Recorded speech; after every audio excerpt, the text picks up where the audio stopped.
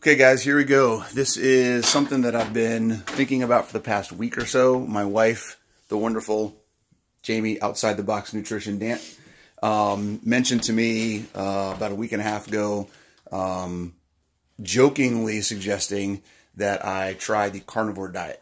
The carnivore diet is something that is relatively new, I guess, in the realm of diets and nutrition and things like that. And basically the idea is that you only eat things that came from an animal. So if it walked, crawled, or ran, or had a parent, then you can eat it.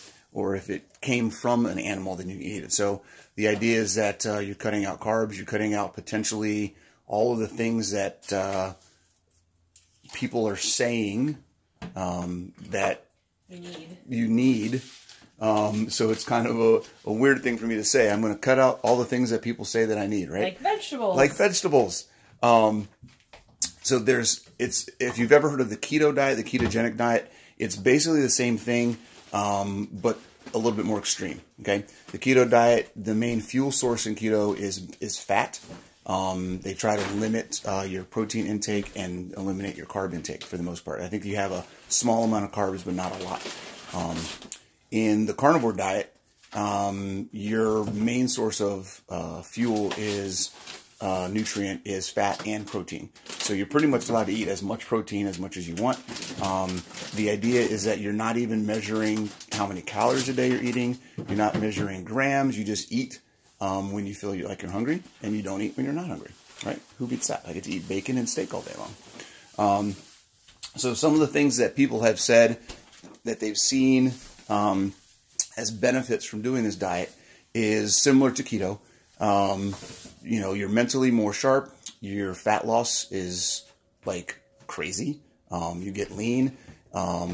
There are some reports. Now, I say reports because have been no studies. This is a fairly new diet idea, like I said, so there aren't any studies right now. Everything about this way of eating is purely anecdotal, purely based off of what other people have done and tested and said has worked for them. Okay, so that's part of why I'm doing it. I'm curious to see what may happen for me as an over 40 I guess, fitness enthusiast. I wouldn't say I'm a super athlete, but I do work out 4 or 5 days a week on average, and I just on a good week. So I'm curious to see what kind of benefits I may get in my workouts. I'm curious to see how my body composition changes. I did just the other day, beginning of this week. Today is Sunday, so the beginning of last week, I did a body composition. So I got my body fat, my muscle mass, all that type of information. So I'm going to test again in about a month and see what happens. I'm very curious to see if my results over the next month or month and a half are similar to what other people have seen. I'm going to do I have a physical coming up, so I will be doing some blood work next week. So it's a good start for that as well. I'll get to see what my cholesterol levels are, all the different, things that you get in your blood work. What are some of the other things my blood work's going to show? Blood sugar, you probably won't get insulin. Your this is gonna be a terrible video.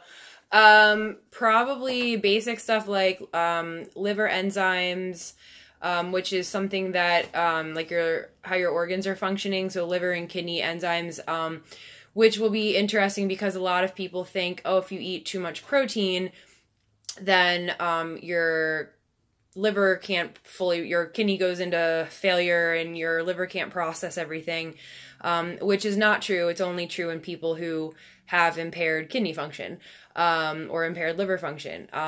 But anyway, just to kind of have the proof of that, blood sugar should obviously not be affected in a negative way because he's not eating anything that would negatively affect his blood sugar, like carbohydrates. This should actually, if there were ever any issues with me with insulin spikes or anything like that, this should kind of just flatline the whole thing, right? Well, I mean, it should lower, it'll lower. Right. And even though he's never had any blood sugar dysregulation issues, it will be interesting to see if your blood sugar does come down, even from where it was before.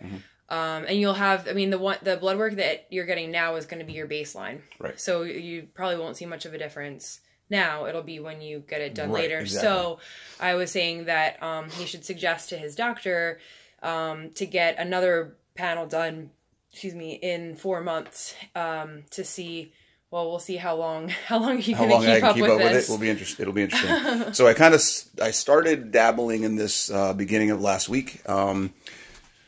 Basically, trying to see how easy it was to cut out everything but meat. So, even had an opportunity last night to eat pizza, which is probably one of my favorite meals. And I actually was able to just peel the pepperoni off of the pizza and cheese, a little bit of cheese, and not eat the whole thing. So it's basically what we're doing. This video, we're also going to unpack. We just went shopping.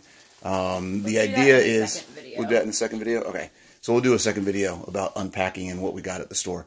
But we'll talk about, in that video, we'll talk about how I'm going to base the meals, right? Kind of basing it around red meat and keeping me satiated throughout the day. So the dabbling that I've done probably wasn't the best because again, there's no guidelines. It's kind of trial and error, figuring out what works.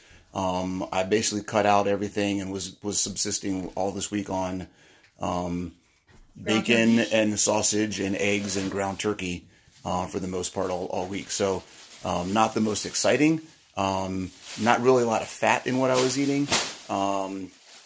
And so there was a lot of times where I was getting hungry, and it wasn't the two things that I have noticed in just this week is when I feel hungry, it's not just like, oh, I'm starting to get hungry. It's, holy crap, I need something to eat. I'm about to pass out. So a very big difference in when my body says you need more. It's not just a gradual thing. It's like an instant onslaught of I need to eat something. So that's going to be interesting. And I think that might have had to do with the lower amount of fat in the meat that I was choosing for last week. So we'll see how that goes. So we'll end this one now. Basically, I am starting this diet. There is a good article by Onnit, which I can link in this video for anybody that's interested in reading more about the benefits, the possible risks, and all that kind of stuff. They've done a really good job of doing some research and putting some information out there. But again, I'll put that link out there, and we'll see you in the next video.